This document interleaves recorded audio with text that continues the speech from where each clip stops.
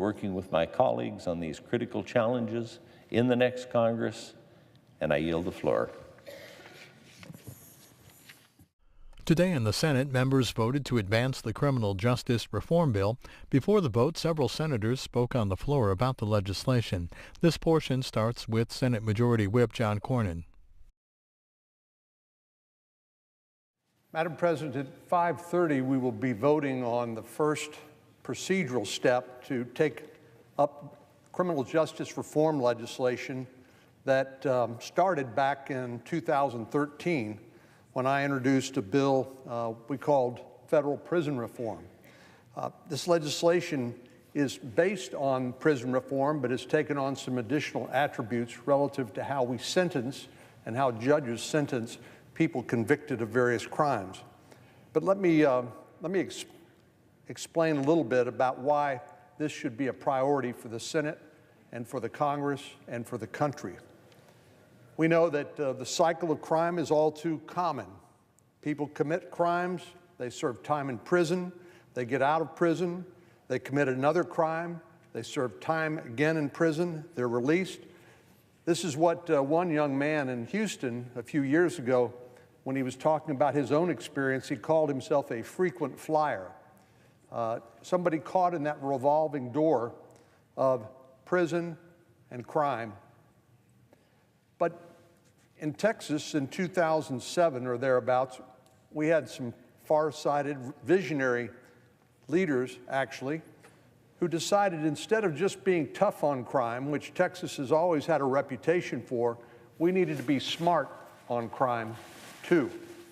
A little more than a decade ago, Texas prisons were bursting at the seams. We had more people incarcerated in Texas prisons than any state in the nation. And tragically, we also had high recidivism rates. So it was obvious that we were doing something wrong and we needed to up our game. The Legislative Budget Board in our state estimated that in the next 5 years, Texas would need as many as 17,000 new prison beds to house the growing inmate population. So two options became clear: build more costly prisons with the same tragic results, or fix the system. And we chose the latter. I would say, Madam President, some of our colleagues and some of the critics of the underlying bill say, well, the best way to keep communities safe is to keep criminals in prison. And there are some people, sadly, who will never take advantage of the opportunity to transform their lives through faith-based programs, deal with their drug and alcohol addiction, learn a skill, get a GED. In other words, there's some people, unfortunately, you can't save. But there are others who understand that they've made a mistake and paid their debt to society and want to turn their lives around. And those are the type of people this criminal justice reform bill speaks to. In the beginning in my state, the decision was largely driven by cost. The estimated price tag to build new prisons exceeded $2 billion. You can imagine what that does to a state's budget. But instead of leaving taxpayers with the bill and just moving on, a visionary group of state legislators decided to dive further into the problem to try to understand it better and propose cost-effective ways to fix it. And these fixes came in a number of forms, which, looking back on it now, seem pretty obvious, pretty intuitive, but at the time really was revolutionary. First were improvements in our parole system, which means that once people got out of prison, people were then supervised while out of prison to make sure that they met the conditions of their parole. They didn't get involved with the same bad company that helped them get in trouble in the first place, and they didn't start using drugs again, and they kept fully employed. So this parole supervision targeted 10% fewer revocations and graduated sanctions for small rules violations, such as missed meetings. That's particularly important because one of the first indications that somebody who's on parole is in trouble is when they don't show up for their meeting with their parole officer. And in the past, that was just pretty much blown off until those missed meetings began to accumulate, and then ultimately that individual found themselves back arrested and back in jail and ultimately back in prison. So rather than letting these small infractions pile up and eventually sending the person back to prison, each misstep was dealt with swiftly and surely. In 2005, $55 million was appropriated in Texas to probation departments to make improvements in how we supervise people who had once been in prison, with most of the funds going toward reducing caseloads. In other words, parole officers, probation officers, if they have to handle so many cases, they can't give them the individual attention that they need and that the formerly incarcerated individual will benefit from. That brought the number of cases down from nearly 150 in some areas to 110 probationers per officer. This allowed for closer supervision and constant application of sanctions when called for. The results were pretty dramatic. In 2005, our state was paroling 21,000 prisoners. 11,000 of them returned to prison after committing other crimes. So that means a little more than 50% were eventually going back to prison.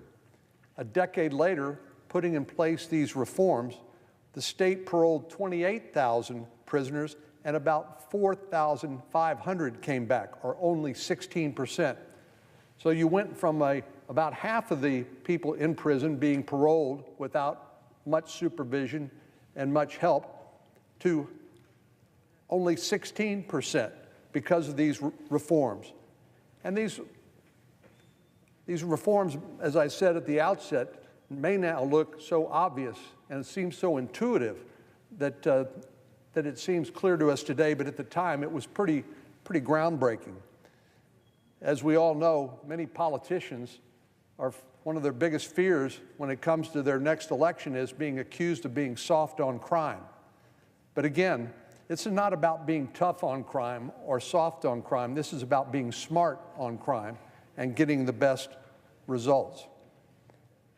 The decline in revocations led to the savings of $119 million for Texas taxpayers, more than double the initial investment in these programs. Second were improvements to prison alternatives for low-level nonviolent offenders. Judges and prosecutors and corrections officials were frustrated by the number of these individuals who kept ending up right back where they started, with no real change in their trajectory and certainly no more hope for their future. So the state started to provide funding to increase access to things like substance abuse treatment, drug courts, and mental illness treatment. Again, the reason why people end up in prison often has very little to do with their desire to live a life of crime. Many of them feed their addiction by theft and other crimes.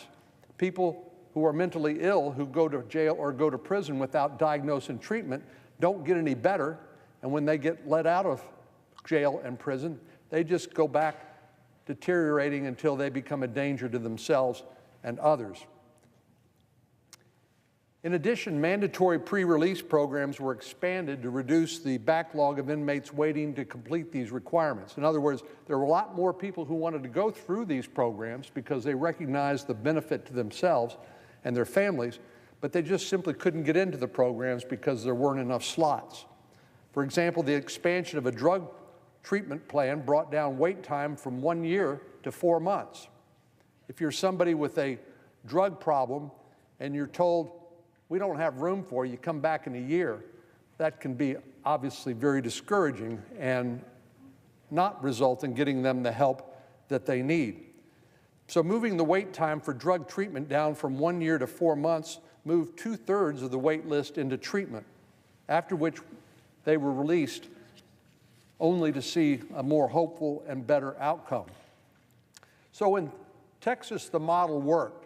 Not only did we avoid building new prisons, we've actually closed 8 prisons in Texas.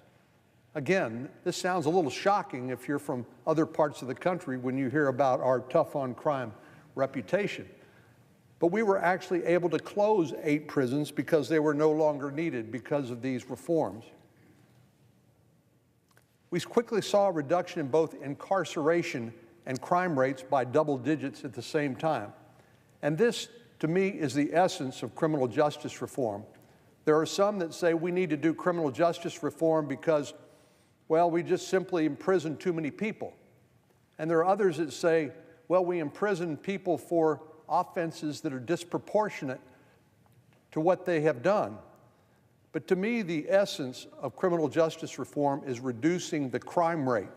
In other words, increasing and improving public safety. Other states took notice of what was happening and started to do the same. Georgia, Rhode Island, and North Carolina quickly followed suit, and we've seen several other states across the U.S. adopt similar reforms. So when I say we saw both a reduction in the incarceration and crime rates, let me give you a couple of numbers. From 2005 to 2016, the Texas FBI index crime plummeted by more than 34%.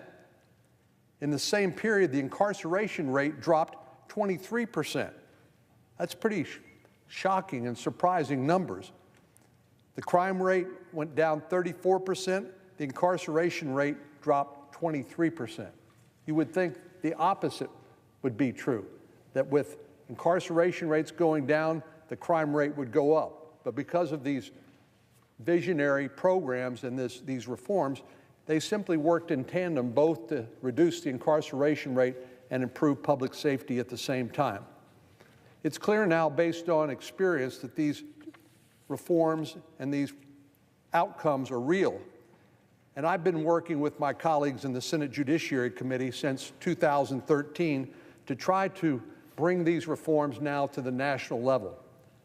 And the First Step Act is our opportunity to do just that this week in the Senate. Thanks to the primary sponsors of the First Step Act, the senator from Illinois who's joined us here in the chamber, the chairman of the Judiciary Committee, Senator Grassley, Mike Lee, Pat Leahy, others who've worked on this bill, Sheldon Whitehouse, and I, who've worked primarily on the prison reform bill, the current bill has undergone some major improvements over the last few weeks, which I'm very proud of.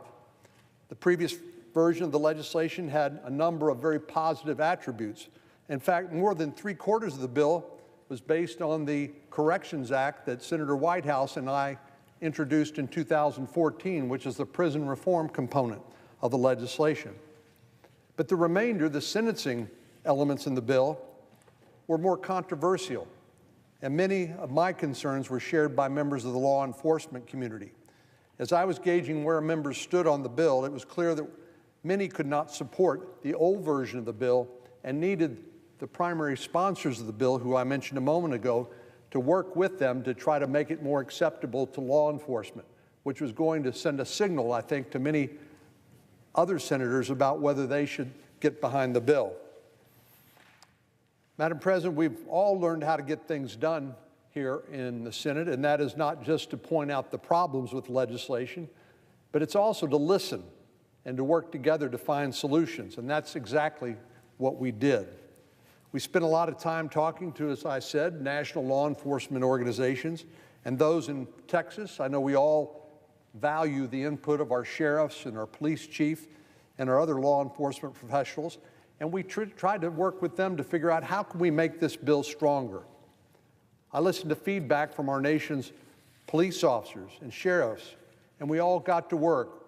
We had meetings, we negotiated, we compromised with colleagues on both sides of the aisle as well as friends across the Capitol in the House. We also worked with the White House, who we've all stayed in constant contact with on this issue since the Trump administration took office nearly 2 years ago. Jared Kushner, the president's son-in-law, has been relentless in his pursuit of getting this criminal justice reform bill done.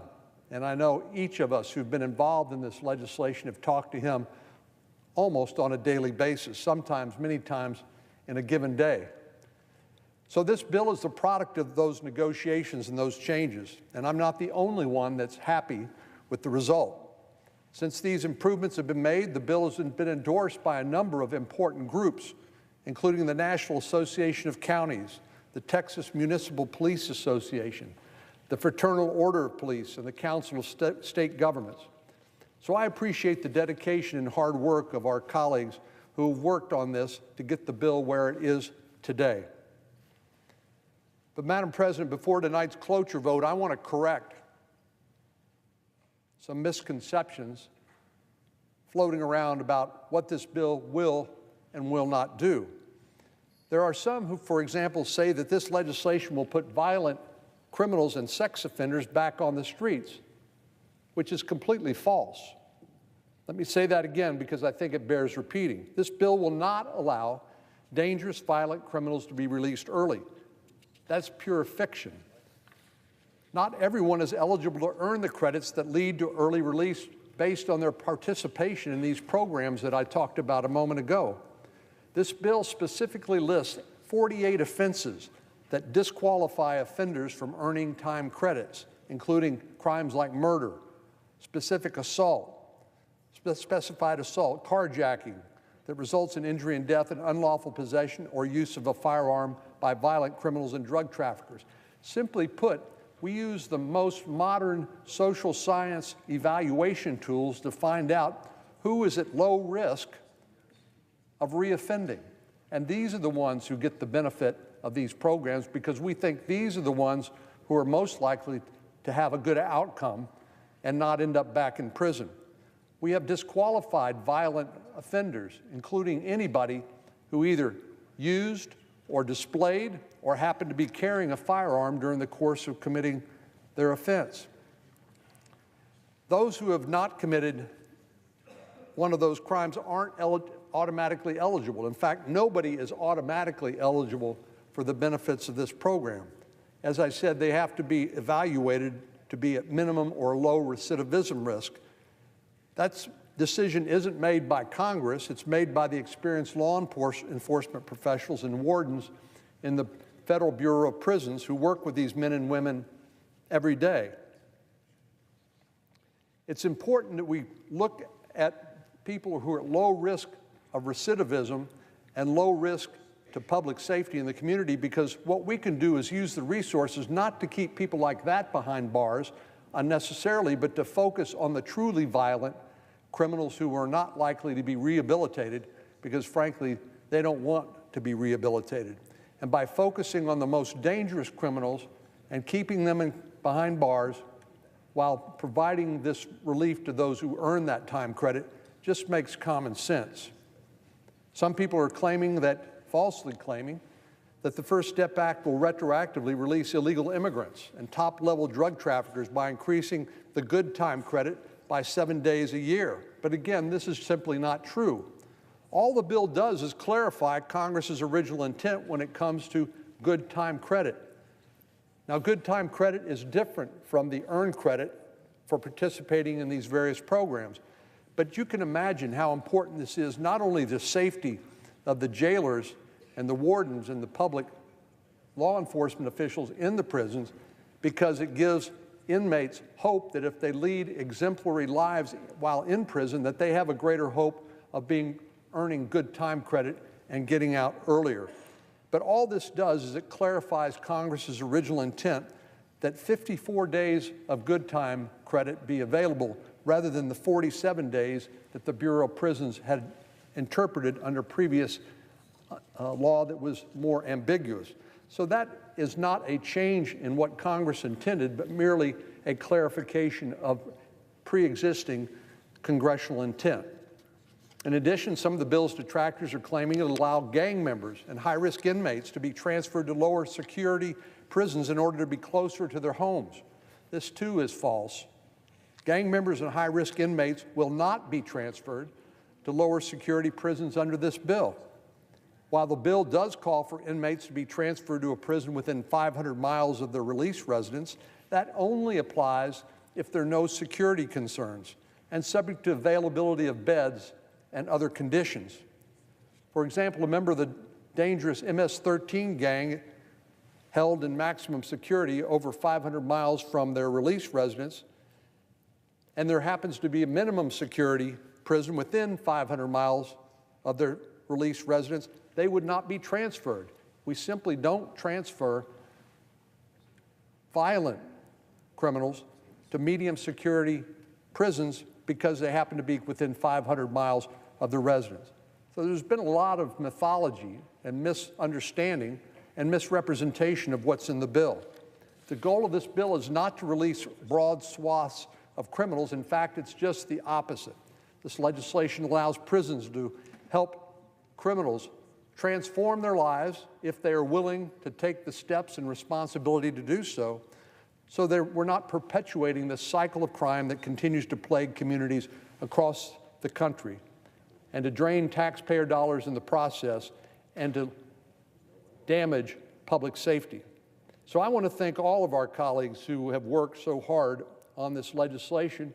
One of the most important attributes, I think, of a legislator, certainly of a senator, is to listen to our constituents, listen to the feedback from our members, and help build a better bill that will garner significantly more support than it otherwise would have had. I'm confident that the Senate will pass this bill, and we can soon send it to the President's desk for his signature. Madam President, I yield the floor. Let me start by joining my colleague, the Democratic leader, in his words about Lamar Alexander, a great senator.